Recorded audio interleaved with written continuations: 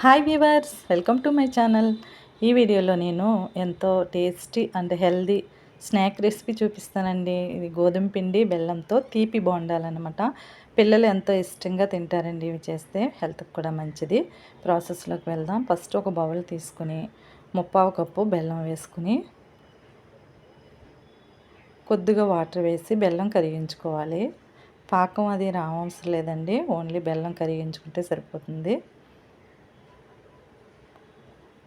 ఇదిగోండి, మొత్తం బెల్లం ఈ విధంగా కరిగిన తర్వాత దీన్ని ఫిల్టర్ చేసేసుకోవాలి.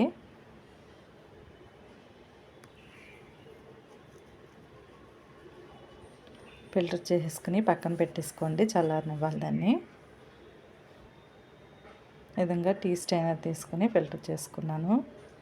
ఇందులో ఏమన్నా ఉంటే మనకి ఈ విధంగా సెపరేట్ అవుతాయి అన్నమాట. తర్వాత ఒక బౌల్లోకి 1 కప్పు పెరుగు తీసుకుంటున్నాను. ఒక 1/2 స్పూను బేకింగ్ సోడా వేయండి. వేసుకుని బాగా కలపాలన్నమాట. ఇది చేతులతో అయినా కానీ లేదా దీంతో కానీ స్కర్తో కానీ బాగా మిక్స్ చేసుకోవాలండి. ఈ విధంగా మిక్స్ చేసినప్పుడు నొరగ కింద వస్తుంది అనమాట. ఆ విధంగా నొరగ వచ్చేంత వరకు కూడా చూడండి ఈ మిక్స్ చేసుకోవాలి. ఈ విధంగా మిక్స్ చేసుకున్న తర్వాత 2 స్పూన్లు బొంబాయి రవ్వ వేసుకోవాలి. కరాచీ నూక అంటాం కదా, అది వేసుకుని ఒకసారి బాగా మళ్ళీ మిక్స్ చేయండి. తర్వాత 1 స్పూను సోంపు వేసానండి. 1 కప్పు గోధుమ పిండి వేసాను. కొద్దిగా అది ఎలాచీ పౌడర్ వేసాను. చిటికెడు సాల్ట్ వేసుకోవాలి. ఒకసారి ఈ విధంగా మొత్తం మిక్స్ చేసుకున్న తర్వాత బెల్లం నీళ్ళని ఇందులో వేసుకొని కలుపుకోవాలి.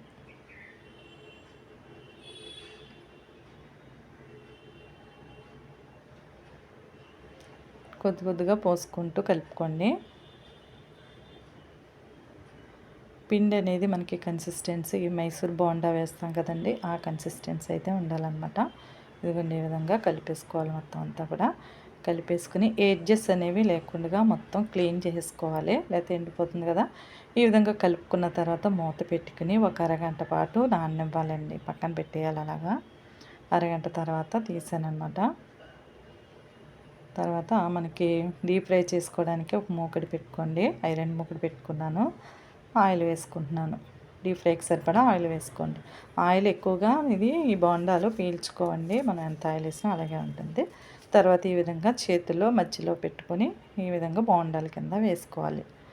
లో ఫ్లేమ్ పెట్టుకోవాలండి. లో ఫ్లేమ్ పెట్టుకోకపోతే మనకి బోండా రంగు మారిపోతే లోపల ఉడకదనమాట. ఇవి లో ఫ్లేమ్లో ఫ్రై చేసుకుంటే మనకి మొత్తం ఈవెన్గా ఫ్రై అవుతాయి. ఈ విధంగా రౌండ్గా వేయడం రాకపోతే స్పూన్తో అయినా సరే స్పూన్ని ఒకసారి తడుపుకొని వేసుకోవాలి. అలాగే బోండాలు వేసినప్పుడు మనం చెయ్యి తడుపుకొని వేసుకుంటే బాగా జారుతాయి అన్నమాట. ఇదిగోండి, ఒకవైపు ఫ్రై అయిన తర్వాత రెండో వైపు కూడా ఈ విధంగా తిప్పుకుంటూ ఫ్రై చేసుకోవాలి, లేకపోతే ఒకే సైడ్ మాడిపోతాయి. రెండు వైపులో కూడా ఫ్రై అయిన తర్వాత సెపరేట్ ప్లేట్లోకి తీసేసుకోవాలి. ఈ విధంగానే మొత్తం పిండి అంతా కూడా బోండాలు అనేవి వేసుకోవాలన్నమాట.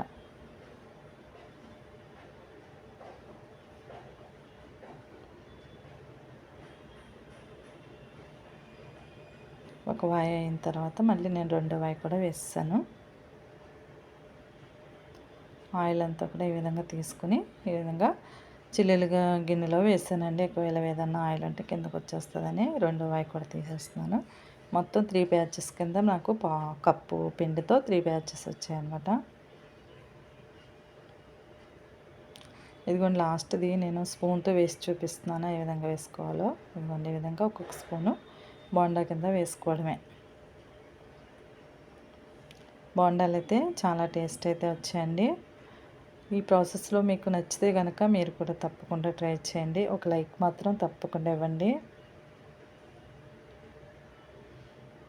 కొన్ని వేడి వేడి తీపి బోండాలు అయితే రెడీ అయిపోయినాయండి. పిల్లలు స్కూల్ నుంచి రాగానే ఈ విధంగా చేసి పెట్టండి, అంత ఇష్టంగా తింటారు.